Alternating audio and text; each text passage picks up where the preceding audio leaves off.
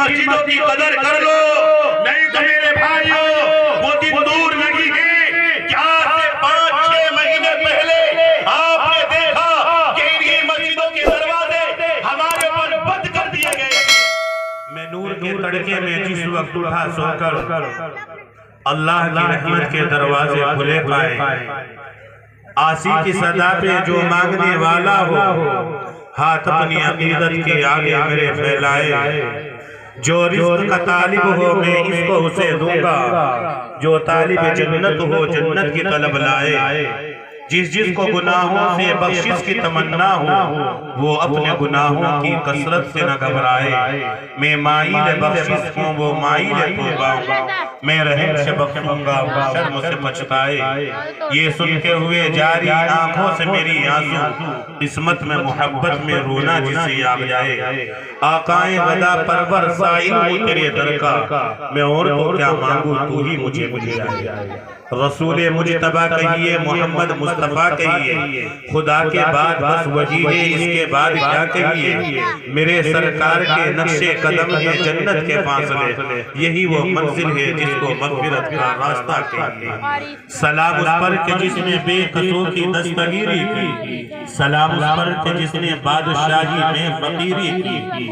سلام اس پر کہ جس کے گھر میں چاندی تھی نہ سونا تھا، سلام اس پر کہ ٹوٹا ہوا گوریا جس کا بچھونا تھا، سلام اس پر کہ جو سچائی کی خاطر دکھ اٹھاتا تھا، سلام اس پر کہ جو گالیاں سن کر بھی دعائیں دیتا تھا، صلی اللہ تعالیٰ علیہ وسلم۔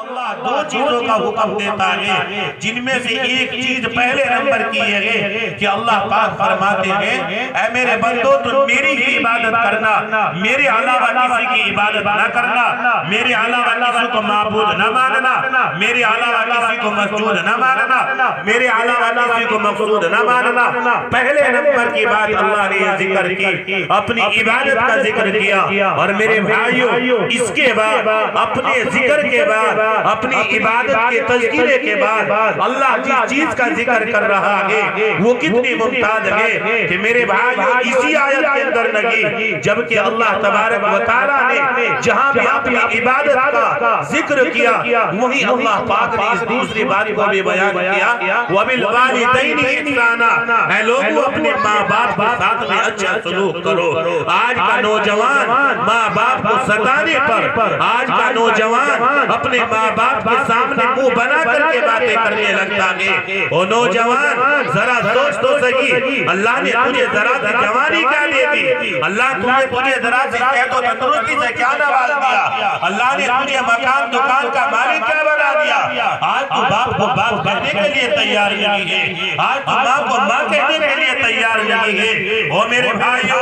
اللہ کی قسم نہ جانے کتنے بوڑھوں کو روتے ہوئے دیکھا، نہ جانے کتنی ماں کو بلک ہوئے دیکھا،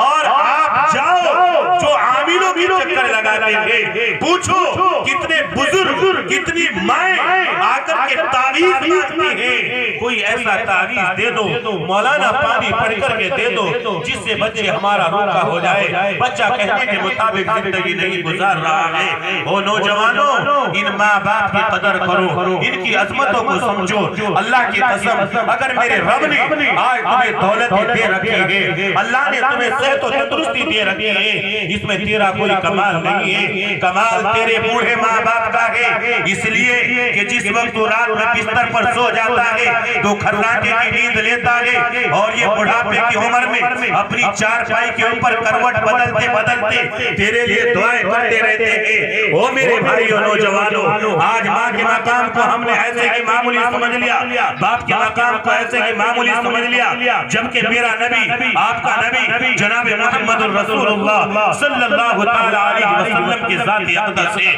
اور اللہ کے رسول صلی اللہ علیہ وسلم بیان فرما رہے ہیں الوالد اوسط ابواب الجنہ کہ باپ جنت کے دروازوں میں سے بیچ کا دروازہ ہے، الجنت تحت اقدام الامہات ماں کے قدموں کے نیچے جنت ہے۔ میرے بھائی جب تیرے گھر میں تیری جنت موجود ہے، جنت کا دروازہ بھی موجود ہے، اور جنت جس کے قدموں کے نیچے ہے وہ ماں بھی موجود ہے، ان کی خدمتیں کر۔ میرے نبی نے ارشاد فرمایا کہ میرے بھائیو جس سے اس کے ماں باپ راضی اس سے سے اللہ راضی، جس نے اپنے ماں باپ کو ناراض کیا اس نے اللہ کو ناراض کیا۔ نبی کریم صلی اللہ علیہ وسلم نے ارشاد فرمایا اگر ماں باپ کے دل کو دکھا رکھا ہے، ماں باپ کو ستا رکھا ہے، ماں باپ کی شان میں مستعجع کر رکھی ہے، رب کعبہ کی قسم اگر وہ انسان حج بیت اللہ کے لیے چلا گیا اور اس نے احرام کی چادر بھی پہن لی اور وہ طواف بھی کرنے لگا، وہ حدیث کے اندر بھی بیٹھا ہے، وہ حضر اسود کو بھی پکڑ رہا ہے،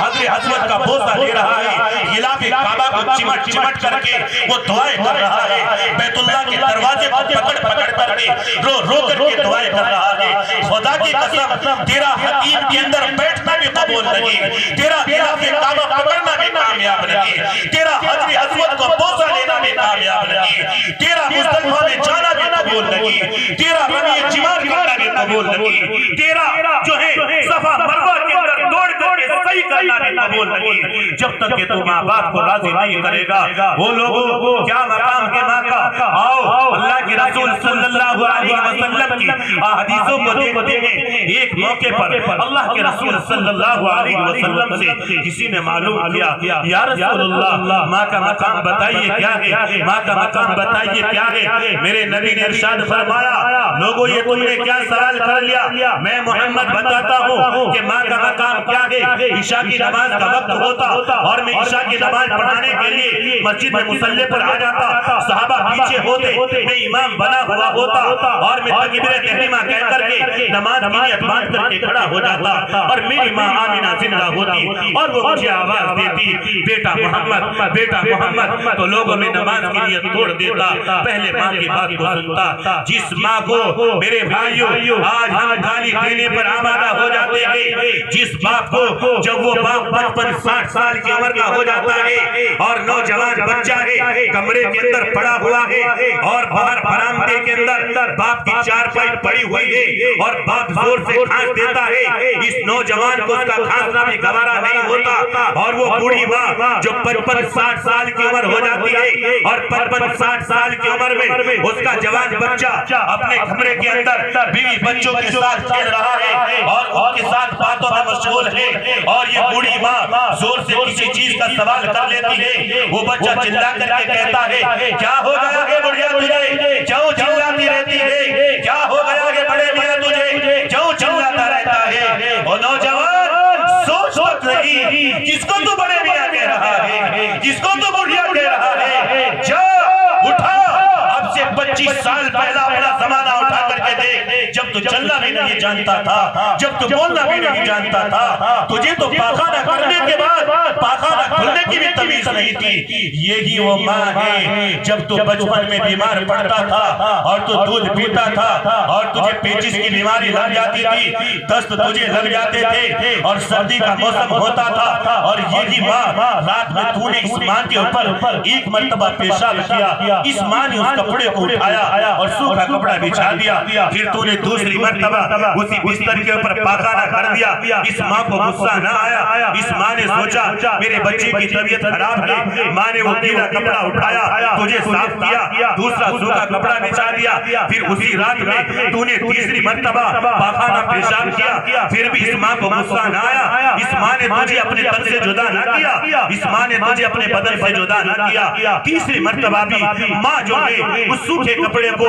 وہاں بچھاتی ہے، گیلا کپڑا اٹھاتی ہے۔ چوتھی مرتبہ پھر تو اسی بستر کے اوپر پاخانہ پیشاب کرتا ہے۔ اللہ کی قسم ماں جہاں تجھے پانی سے بار بار دھو رہی ہے اس کے بعد پانی تیرے بدن کو لگانا بھی گوارا نہیں کرتی۔ وہ ماں یہ سوچتی ہے سردی کا موسم ہے، پانی میں بار بار اپنے بچے کو دھلو گی سردی لگ جائے گی، وہ ماں کپڑے سے صاف کرتی ہے۔ تو ایک رات میں ایک مرتبہ نہیں 10 مرتبہ پاخانہ پیشاب کرتا ہے، وہ ماں تجھے کبھی ناراض ہو کر کے تجھے اپنے سے دور نہیں کرتی۔ جب اس ماں کے پاس میں سوکھا کپڑا ختم ہو جاتا ہے اور میرے بھائیوں تو پھر پاخانہ پیشاب کر دیتا ہے، وہ ماں اپنے روپٹی کو پھاڑتی ہے، اس سے تیرے پاخانہ پیشاب کو دھل کر کے اور اپنے سینے کو تیرا بستر بنا لیتی ہے۔ وہ نوجوان آج اللہ نے تجھے جوانی کی کیا دے دی، آج اللہ نے تجھے ذرا سا مال و متاع کیا دے دیا۔ یہ بوڑھی ماں جس کو دیکھنا کم ہو گیا، یہ بوڑھا باپ جس جس کے چلتے ہوئے پیر لڑکھڑا رہے ہیں، جو لاٹھی کا سہارا لے کر کے چل رہا ہے، اس باپ کو نہیں پتا تھا کہ جب تو چھوٹا سا تھا اور یہ باپ اپنی دکان سے آتا تھا، یہ باپ اپنے کھیت سے آتا تھا، ایک مرتبہ کا واقعہ ہے کہ تو اپنے چھوٹا سا تھا، تیری ماں تجھے گود میں لے کر کے کھلاتی تھی، اور یہ تیرا باپ دکان سے واپس آ رہا تھا، صبح کا تھکا ہوا شام کو آ رہا ہے، شام کا تھکا ہوا صبح کو آ رہا ہے، تھکا ماندہ ہے، دکان پر بیٹھا ہوا ہے، کھیت میں کام کر رہا ہے، تجارت میں مشغول ہے، شام کے وقت میں گھر آتا ہے، یہ سوچ کر کے میرا بچوں میں جاؤں گا، اپنے بچوں میں جا کر کے دل بہلاؤں گا، بھوک لگی ہوئی ہے، شدت کی بھوک ہے، جیسے ہی گھر کے دروازے پر پہنچتا ہے، ہاتھ میں پھلوں کی تھیلی ہے، ساز و سامان ہے، اپنے بچوں کے لیے لے کر کے آیا ہوں، جیسے ہی یہ باپ دروازے پر پہنچتا ہے تو کیا دیکھتا ہے، اس کا پھول سا بچہ، چھوٹا سا بچہ پڑا ہوا رو رہا ہے، ماں اس کے پاس میں بیٹھی ہے، یہ اپنے دن بھر کی تھکان کو بھول جاتا ہے، اپنی بھوک پیاس کو بھول جاتا ہے، اور یہ باپ جا کر کے اس بچے کو گود میں اٹھاتا ہے اور بیوی سے پوچھتا ہے کیا ہوا ہمارے بچے کو، اس بچے کی ماں، تیری ماں جو ہے، اس بچے کی ماں، وہ نوجوان جس باپ کو آج وہ بڑے میاں کہہ کر کے پکارتا ہے، جس باپ کو آج وہ بڑا کہہ کر کے پکارتا ہے، یہی وہ باپ ہے جب یہ تجھے اٹھا کر کے پاس کے ڈاکٹر کے پاس لے کر کے جاتا ہے، اور ڈاکٹر کہتا ہے بھائی تم نے آنے میں دیر کر دی، بچے کا علاج یہاں نہیں ہوگا، اس کو سہارنپور لے کر کے چلے جاؤ، سہارنپور لے کر کے جایا جاتا ہے، ڈاکٹر نبض پکڑ کر کے دیکھتا ہے، کہتا ہے بھائی تم نے آنے میں دیر کر دی، اب تو اس کو دہرادون یا چنڈی گڑھ پی آئی جی میں لے کر کے چلے جاؤ، میرے بھائی ڈاکٹر لکھتے ہیں اس بچے کی دل کی وال خراب ہو گئی، اس کو 3.5 لاکھ روپے کا خرچ ہوگا، ارے نوجوان سوچ تو صحیح، وہ مزدور باپ جو صبح سے شام تک 400-500 روپے کی دیہڑی کرنے والا مزدور ہے، وہ دکاندار جو دکان پر بیٹھ کر کے 1000 روپے کی سیل کرنے والا ہے، وہ کہاں سے 2.5-3 لاکھ روپے لے کر کے آئے گا، لیکن کیسے بھی ہو پوچھو ان باپ سے، پوچھو ان بزرگوں سے، پوچھو ان ماں سے پوچھو کہ میرے بھائی چاہے وہ ماں باپ قرضہ لے، اپنی آپ کو گروی رکھے، اپنی زمین گروی رکھے، لیکن بچوں کا علاج ضرور کراتا ہے۔ اور آج کا نوجوان پھر کہتا ہے کہ مصیبتیں آ رہی ہیں، اور میرے بھائیوں کسی کا کوئی قصور نہیں ہے، کوئی کسی حکومت کا قصور نہیں ہے، غیر کا کام بھوکنے کا ہے بھوکیں گے، کتے کا کام کاٹنے کا ہوتا ہے وہ کاٹے گا، لیکن تیری کیا ذمہ داری ہے نوجوان؟ میرے نبی نے ارشاد فرمایا تھا جب نوجوان اپنے ماں باپ کی عزتوں کی پگڑیاں اچھالنے لگیں گے، میرا اللہ تمہارے اوپر ظالم حکمرانوں کو مسلط کر دے گا۔ اس لیے میرے بھائی بس خدارا نوجوانوں میں آپ سے بات کہہ کر کے جاتا ہوں، یہ ماں باپ ہیں، ان کی عزتیں کرو، ان سے دعائیں لو، ان کی خدمتیں کر کر کے اپنی دنیا بھی بناؤ، اپنی آخرت میں بناؤ۔ بس اس بات کو سنا کر کے آپ کے درمیان سے رخصت ہوتا ہوں کہ جن بچوں نے ماں باپ کی خدمتیں کی ہیں، اللہ نے ان کو دنیا کے اندر کیسے چمکایا، اور جن لوگوں نے ناراض ماں باپ کو کیا ہے، ماں باپ کی شان میں گستاخیاں کی ہیں، اللہ نے ان کو دنیا کے اندر ہی کیسے ہلاک و برباد کیا ہے، کیسے تباہ کیا ہے۔ مالک بن دینار رحمت اللہ علیہ حج بیت اللہ کے لیے تشریف لاتے ہیں۔ مالک بن دینار جس سال حج کے لیے آئے، 6 لاکھ لوگوں نے آپ کے ساتھ میں حج کیا۔ مالک بن دینار ہے حج کر رہے ہیں، طواف کرتے کرتے مالک بن دینار کو جو ہے دل کے اندر یہ خیال آتا ہے، اے اللہ اس سال میرے ساتھ میں 6 لاکھ لوگوں نے حج کیا، اے اللہ میں اس شخص کو دیکھنا چاہتا ہوں، ان 6 لاکھ لوگوں میں سے جس کا حج قبول ہوا ہے اور کس کا حج قبول نہیں ہوا، اے اللہ اس شخص سے آپ میری ملاقات کرا دیجئے، اس شخص کو دکھا دیجئے وہ ایسا کون بدنصیب انسان ہے جس سے کا حج قبول نہیں ہوا ہے۔ مالک بن دینار طواف کرتے کرتے جب دل کے اندر یہ خیال آتا ہے اور طواف سے فارغ ہو کر کے آپ لیٹتے ہیں آرام کے لیے، آپ کو نیند آتی ہے اور نیند کے اندر جو ہے مالک بن دینار رحمت اللہ علیہ سے کہا جاتا ہے اے مالک بن دینار اس سال تمہارے ساتھ میں 6 لاکھ لوگوں نے حج کیا ہے، سب کا حج قبول۔ مالک بن دینار سب کا حج قبول ہے سوائے ایک آدمی کے جو شیخ خراسان ہے، جس کو ابن ہارون کے نام سے جانا جاتا ہے۔ اس سال جو ہے اس کا حج قبول نہیں کیا گیا۔ جو شیخ خراسان ہے، خراسان کے شیخ کہا جاتے ہیں اور ابن ہارون ہے، اے مالک بن دینار جاؤ اس شیخ خراسان سے ابن ہارون سے جا کر کے کہہ دو کہ تمہارا حج قبول نہیں کیا گیا۔ 6 لاکھ لوگوں میں سے سب کا حج قبول ہے، لیکن ابن ہارون تمہارا حج قبول نہیں ہے اور تمہارا حج جو ہے تمہارے منہ کے اوپر واپس پھینک کر کے مار دیا گیا ہے۔ میرے بھائیو بزرگوں اور دوستو نوجوانوں، مالک بن دینار کی جیسے ہی آنکھ کھلی انہوں نے دیکھا، ان کو یہ خواب یاد آیا، ایسا شخص ہے ابن ہارون اس کا نام ہے، شیخ خراسان ہے۔ مالک بن دینار حج کے ارکان پورے کرنے کے بعد بلخ کے لوگوں کے پاس جاتے ہیں اور ان سے پوچھتے ہیں کہ شیخ خراسان ابن ہارون کون ہے؟ لوگوں نے پوچھا کیوں معلوم کر رہے ہو ابن ہارون کو؟ انہوں نے کہا مالک بن دینار نے میں ابن ہارون سے ملاقات کرنا چاہتا ہوں۔ لوگ کہنے لگے اے مالک بن دینار وہ تو شیخ خراسان ہے، وہ تو اللہ کے ولی ہیں، ایسے ولی ہیں کسی سے باتیں بھی نہیں کرتے، کسی سے بولتے بھی نہیں ہیں، دن میں روزہ رکھتے ہیں، راتوں رات مصلی کے اوپر گزارتے ہیں، اللہ اللہ کرنے والے ہیں، روتے رہتے ہیں، روتے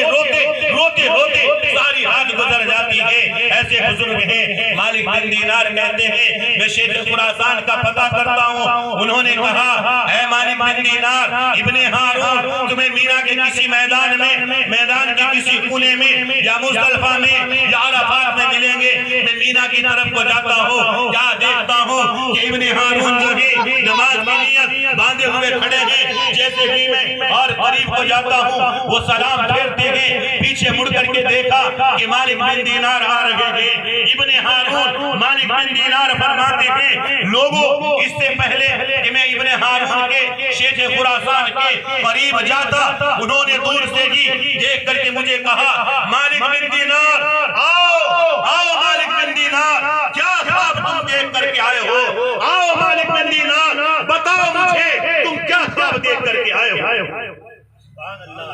مالک بن دینار کہتے ہیں لوگوں میرے پیروں کے نیچے کی زمین کھسک گئی، ابھی تو میں نے ابن ہارون سے ملاقات بھی نہیں کی، سلام و کلام بھی نہیں ہوا، جس کو میرے خواب کا پتہ لگ گیا۔ اس سے پہلے کہ میں ابن ہارون سے کوئی اور کلام کرتا، کوئی اور بات کرتا، انہوں نے کہا اے مالک بن دینار آج تم ایک خواب دیکھ کر کے آ رہے ہو اور ایک پیغام لے کر کے آئے ہو، اور وہ پیغام جو ہے جلدی سے سنا دو مجھے۔ تم یہ بھی پیغام لے کر کے آئے ہو نا کہ مالک بن دینار جاؤ ابن ہارون سے جا کر کے کہہ دو کہ اس سال تمہارا حج قبول نہیں ہوا ہے۔ مالک بن دینار کہتے ہیں میں تعجب کرنے لگا، اس کو میرے خواب کا بھی پتا، پیغام کا بھی پتا، کس مقصد کے لیے آیا اس مقصد کا بھی پتا، ابھی اس سے کچھ بات بھی نہیں ہوئی کہ اللہ کا کتنا بڑا ولی ہے۔ مالک بن دینار کہتے ہیں میں ابن ہارون کے قریب گیا اور قریب جا کر کے سلام و کلام ہوا اور پوچھا اے ابن ہارون ایسی تم اللہ کی کون سی عبادت کرتے ہو کہ آپ کو میرے خواب کا سارا پس منظر معلوم ہو گیا، بتاؤ اس معاملے میں کیا راز ہے؟ وہ ابن ہارون کہنے لگے اے مالک بن دینار یہ میری زندگی کا ایک راز ہے، اس راز کو راز رہنے دو، مالک بن دینار یہ راز ظاہر نہ کراؤ۔ مالک بن دینار نے کہا نہیں ابن ہارون یہ راز تمہیں بتانا پڑے گا۔ تو مالک بن دینار کہنے لگے ابن ہارون نے مجھے بتلایا اے مالک بن دینار جس وقت میں نوجوان تھا، طاقتور تھا، جوانی کا جوش تھا اور میں بہت زیادہ طاقتور تھا، لگیم شگیم تھا، جوانی جو ہے شباب پر گونج رہی تھی، اس وقت میں شراب پیتا تھا، بے حد شراب پیتا تھا، دن میں بھی شراب، رات میں بھی شراب، 24 گھنٹے میں شراب کے نشے میں رہتا تھا۔ جب میں شراب پی کر کے گھر آتا تھا، ایک میری بوڑھی ماں تھی اور ایک میری بیوی تھی۔ وہ میری بوڑھی ماں جب بھی میں شراب پی کر کے آتا تھا، وہ میری ماں مجھے مارا کرتی تھی، مجھے برا بھلا کہا کرتی تھی اور کہا کرتی تھی کیوں تو شراب پیتا ہے، کیوں تو شراب پیتا ہے، کیوں تو شراب پیتا ہے۔ اے مالک بن دینار، روزانہ کا یہ معمول تھا، میری وہ بوڑھی ماں جو ہے مجھے ایسے ہی تان و تشنی، ایسے ہی مجھے ڈانٹ ڈپٹ کیا کرتی تھی۔ ایک دن ایسا ہوا جب میں شراب پی کر کے رات میں گھر داخل ہوا تو اس وقت جو ہے رمضان المبارک کی پہلی رات تھی اور میں شراب کے نشے میں جب گھر آیا تو میری بوڑھی ماں نے مجھے زور سے ایک تماچا مارا اور یہ کہا اے ابن ہارون کیا ہو گیا ہے تجھے، تو آج رمضان کا مقدس مہینہ ہے اور اس میں بھی تو شراب پی کر کے آیا ہے، جا میں تجھے کبھی معاف نہیں کروں گی۔ اے مالک بن دینار، جب میری ماں نے مجھے مارا تو مجھے غصہ آیا اور میرے دل کے اندر یہ بات آئی کہ یہ روز روز کا قصہ، روز روز یہ بڑھیا مجھے پریشان کرتی ہے، لاؤ آج میں اس کا قصہ ہی تمام کرتا ہوں۔ اے مالک بن دینار، میرے گھر کے کونے میں تنور جل رہا تھا، میں نے اپنی اس بوڑھی ماں کو پکڑا اور اس جلتے ہوئے تندور کے اندر ڈال دیا، میری ماں چل گئی۔ اے مالک بن دینار، میں اپنے کمرے میں چلا گیا، میری بیوی آئی، اس نے مجھے سمجھایا اور یہ کہا اے میرے شوہر، ساری زندگی جب سے میں تمہارے نکاح میں آئی ہوں تم نے میرے ساتھ میں ناانصافی کا معاملہ کیا، میں برداشت کرتی رہی، تم نے میرے حق کو پامال کیا، میں برداشت کرتی رہی، لیکن آج تم اتنا ذلیل کام کر کے آئے ہو، آج تم نے اتنا گنونا کھیل کھیلا ہے کہ رب کعبہ کی قسم جاؤ اللہ تجھے کبھی معاف نہ کرے۔ نعرہ تکبیر، نعرہ تکبیر، علماء دیوبند، ہمارا یہ جلسہ، ہمارا یہ جلسہ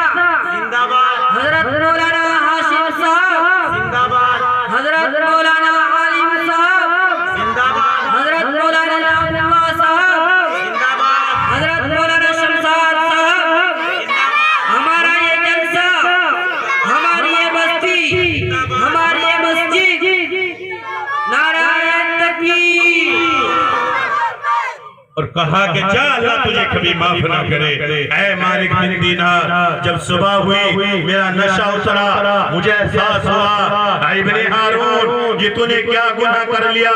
اے مالک بن دینار، بس میں نے دل کے اندر یہ ارادہ کر لیا، یہ تہیہ کر لیا، جتنی مال و دولت میرے پاس تھی میں نے وہ سب صدقہ خیرات کیا، اور مجھے غصہ آیا کہ جن ہاتھوں سے میں نے اپنی ماں کو اٹھا کر کے چلتے ہوئے تنور کے اندر ڈالا ہے، اب یہ ہاتھ جسم کا بازو نہیں بن سکتے، اس جسم کا حصہ نہیں بن سکتے، میں اپنے گھر کے اندر سے ایک دھاردار ہتھیار لے کر کے آتا ہوں، ایک ہاتھ پر مارتا ہوں، ایک ہاتھ کٹ جاتا ہے، دوسرے ہاتھ کو اس دھاردار پر مارتا ہوں، وہ لٹک جاتا ہے۔ اے مالک بن دینار، آج اللہ کی قسم 1 سال کا زمانہ نہیں، 2 سال کا زمانہ نہیں، 3 سال کا زمانہ نہیں، 40 سال ہو گئے، اس ہاتھ سے خون کی ایک رگ سے خون رس رہا ہے، بند نہیں ہوا ہے۔ اور مالک بن دینار، جب لوگ حج کرنے کے لیے آتے ہیں سواریوں پر چل چل کر کے آتے ہیں، کوئی جہاز پر آتا ہے، کوئی گھوڑے پر آتا ہے، کوئی اونٹوں پر آتا ہے، کوئی کسی سواری پر آتا ہے، لیکن مالک بن دینار میں 40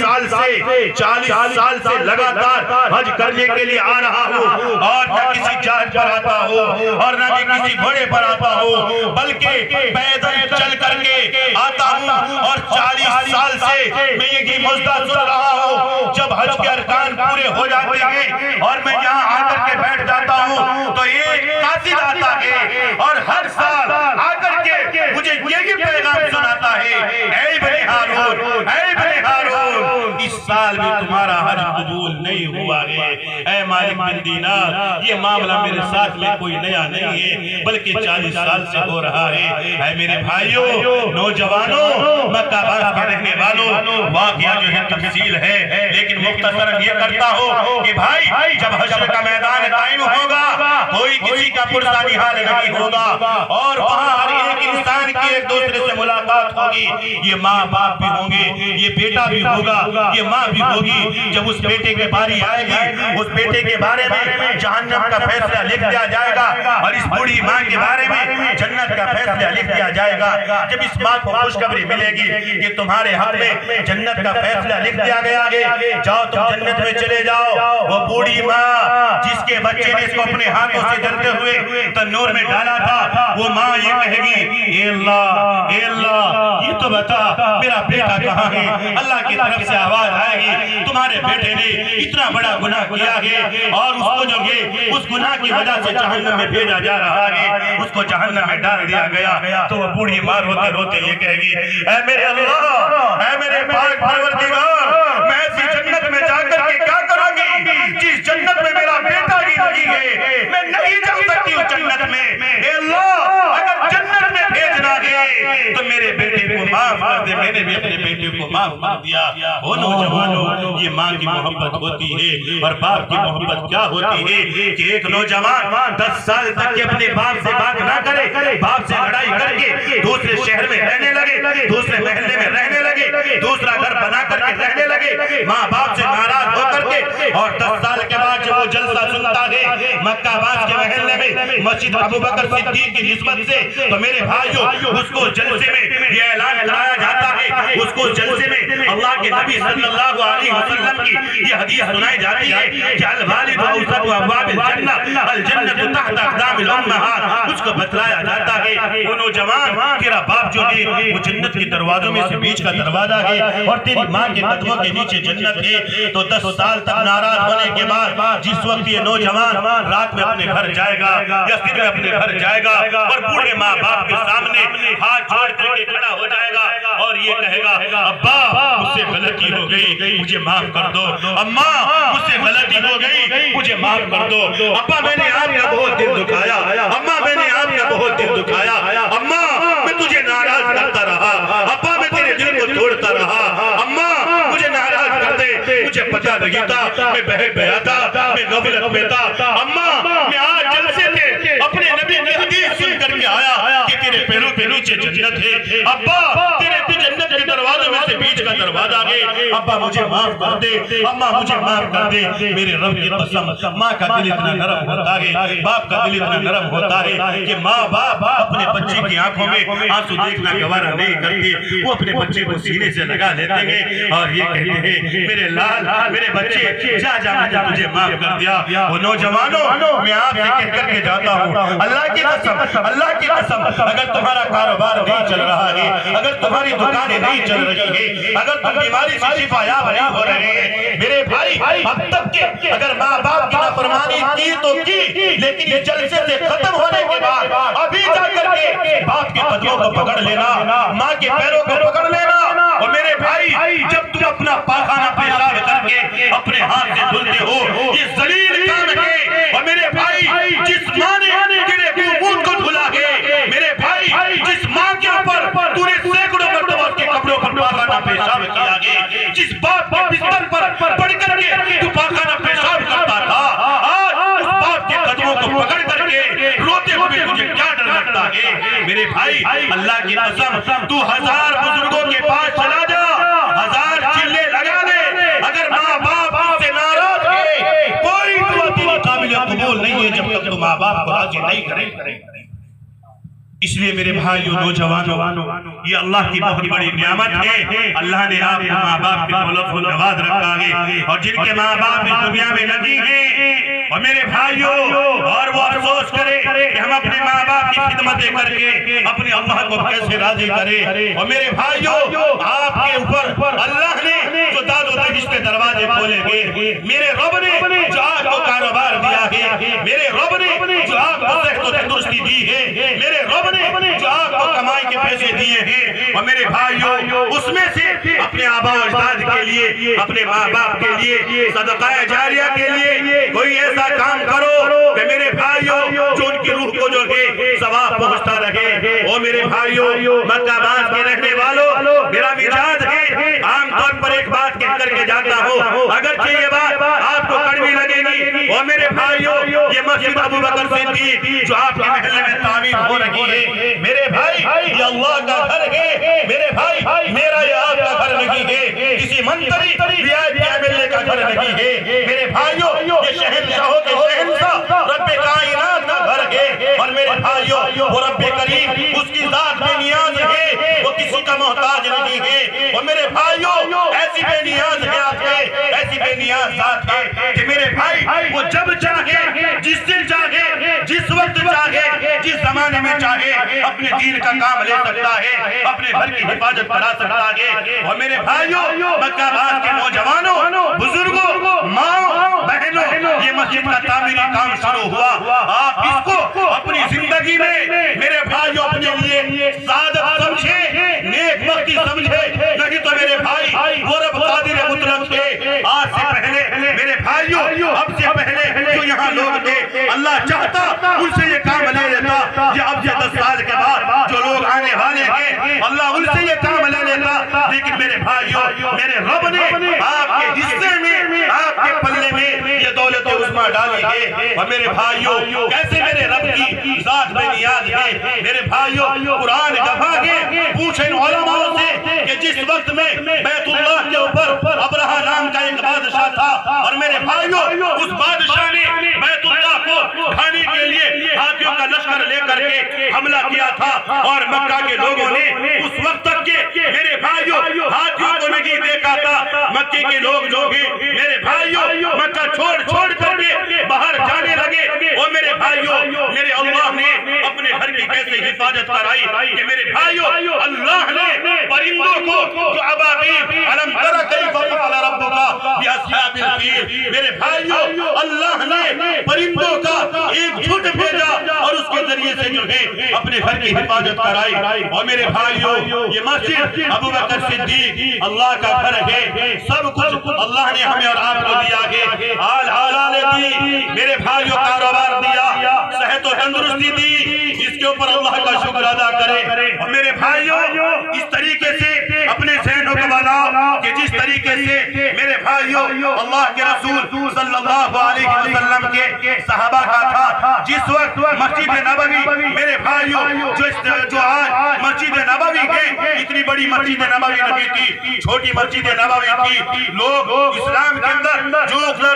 آنے لگے، مسجد چھوٹی پڑ گئی۔ میرے بھائیوں اللہ کے رسول صلی اللہ علیہ وسلم نے اپنے صحابہ سے یہ کہا، اے میرے صحابہ مسجد نبوی کو جگہ کی ضرورت ہے، کون کرے گا جگہ کا انتظام؟ میرے بھائیوں قربان جائے داماد رسول سیدنا حضرت عثمان غنی رضی اللہ تعالیٰ عنہ کھڑے ہوتے ہیں اور یہ کہتے ہیں یا رسول اللہ، یا رسول اللہ، یہ سعادت عظمیٰ، یہ نیک کام جو ہے آپ عثمان کے حوالے کر دے۔ عثمان آپ کو گواہ بنا کر کے کہتا ہے کہ مسجد نبوی کو اس وقت جتنی جگہ کی ضرورت ہے عثمان اپنے پیسے سے خرید کر کے مسجد کے لیے وقف کر دے گا۔ اسی طریقے سے جب بیر کنواں کا مسئلہ آیا، مکے کے اندر ایک کنواں تھا جس کا میٹھا پانی نکلتا تھا، اور میرے بھائیوں وہ ایک یہودی کے قبضے میں تھا۔ میرے نبی نے کہا کہ کون ہے جو اس بیر کنواں کو خرید کر کے مسلمانوں کے لیے وقف کر دے، انسانوں کے لیے وقف کر دے۔ اس وقت میں عثمان غنی کھڑے ہوئے اور یہ کہا کہ یا رسول اللہ یہ سعادت عظمیٰ آپ عثمان کو دے دیجئے۔ عثمان وعدہ کرتا ہے کہ بیر کنواں جو ایک یہودی کے قبضے میں ہے، جو ہفتے میں ایک دن مسلمانوں کو پانی بھرنے کا ملتا ہے، عثمان گواہ بنا کر کے آپ کو کہتا ہے کہ اس پورے بیر کنواں کو خرید کر کے پوری نسل انسانی کے لیے وقف کر دے گا۔ وہ میرے بھائیوں یہ مسجد ہے، مسجد ابو بکر ہے، وہ ابو بکر کہ میرے بھائی اگر سیدنا حضرت ابو بکر صدیق رضی اللہ تعالیٰ عنہ کی ذات اقدس کو بیان کرنے لگے، صبح سے شام ہو جائے گی، شام سے صبح ہو جائے گی، حضرت ابو بکر صدیق کے مقام کو جو کہ میرے بھائی بیان کر دیا جائے گا، وہ خلیفہ اول، وہ وارث، وہ میرے بھائیوں جس نے اللہ کے رسول صلی اللہ علیہ وسلم کے ہر دکھ درد میں ساتھ دیا ہے۔ میرے بھائیوں آپ کی مسجد کی اس وقت اس شخص کے نام کے اوپر ہے تو میرے بھائیوں میں آپ سے پوچھتا ہوں مکہ باز کے رکھنے والوں اللہ نے جو آپ کو دولتیں دے رکھی ہے اللہ نے جو آپ کو نعمتیں دے رکھی ہے میرے بھائی وہ اللہ قادر مطلق ہے ان مسجدوں کی قدر کر لو نہیں تو میرے بھائیوں